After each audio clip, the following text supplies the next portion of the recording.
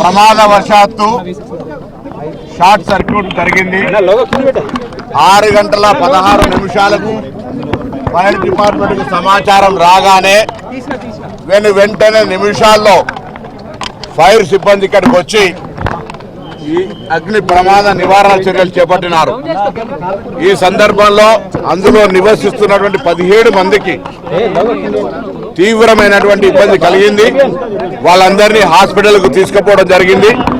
వివిధ హాస్పిటల్లో ఉన్నారు. కొంతమంది మెజారిటీగా చనిపోయినారనేటువంటి వార్త ఉంది. పూర్తిగా వాటి అంశాలు ఇవ్వడం జరుగుతుంది. ప్రభుత్వం తరఫున అన్ని రకాల చర్యలు వారి కుటుంబ సభ్యులకు సంబంధించి ఇప్పుడే గౌరవ ముఖ్యమంత్రి గారు కూడా మాట్లాడినారు. ఇమీడియట్గా ముఖ్యమంత్రి గారు సంబంధిత అధికారులకు మాకు ఇమీడియట్గా ఆదేశాలు ఇవ్వడంతో పాటు ఇక్కడికి వచ్చి అన్ని రకాల చర్యలు తీసుకుంటూ ఎక్కడ కూడా బాధిత కుటుంబాలకు ఇబ్బంది కలగద్దు, వీలైనంత వరకు ఇమీడియట్గా మెడికల్ ప్రిన్సిపల్ సెక్రటరీకి ఆదేశాలు ఇచ్చి సంబంధిత పోలీసు కానీ ఫైర్ కానీ అన్ని రకాల చర్యలు తీసుకోవాలని గౌరవ ముఖ్యమంత్రి గారు ఆదేశించారు. ఫైర్ యాక్సిడెంట్ మీద కూడా విచారణ చేస్తాం. అది అన్ఎక్స్పెక్టెడ్ జరిగినటువంటి ఏం కుట్రకోణంతో దాగినటువంటిది కాదు. ఇందులో ఎవరు కూడా ఏ అధికారి కూడా నిర్లక్ష్యం చేయకుండా వెంటనే వాళ్ళ విధుల యొక్క అటెండ్ కావడం జరిగింది. జరిగిన సంఘటన ప్రభుత్వం తరఫున ముఖ్యమంత్రి గారు దురదృష్టకర సంఘటన చెప్పినారు. వాళ్ళని కుటుంబాలను ఆదుకోవడానికి సంబంధించిన విషయాలలో ప్రభుత్వం వెంటనే ఉన్నతాధికారులు స్పందిస్తారు. సంబంధిత కుటుంబానికి పూర్తిగా రాష్ట్ర ప్రభుత్వం నుంచి సానుభూతి ప్రగాఢమైనటువంటి సంతాపాన్ని వ్యక్తం చేస్తున్నాం.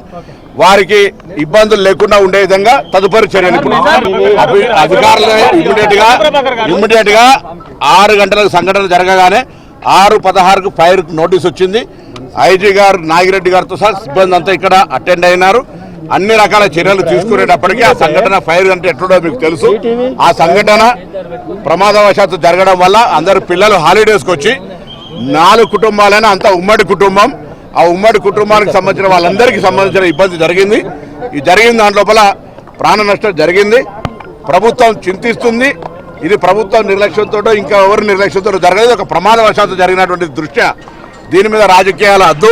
ఎవరేం మాట్లాడినా అందరూ కూడా కలిసి ఈ ఆపద సమయంలో వాళ్ళ కుటుంబాన్ని ఆదుకోవడానికి అండగా ఉండాలని గౌరవ ముఖ్యమంత్రి గారు ఆదేశించారు. ముఖ్యమంత్రి గారు కూడా ఆ బాధిత కుటుంబాలతో టెలిఫోన్లో ఇప్పుడే మేమే మాట్లాడించినాం. సో మేము మా యొక్క పునరావాస చర్యల్లో ప్రభుత్వం మొత్తంగా అన్ని శాఖలకు సంబంధించి ఇక్కడ ఉన్నాం. ఆ బాధిత చనిపోయినటువంటి వాళ్ళకి సంబంధించి కానీ మిగతా అన్ని రకాల చర్యలు తీసుకోవడం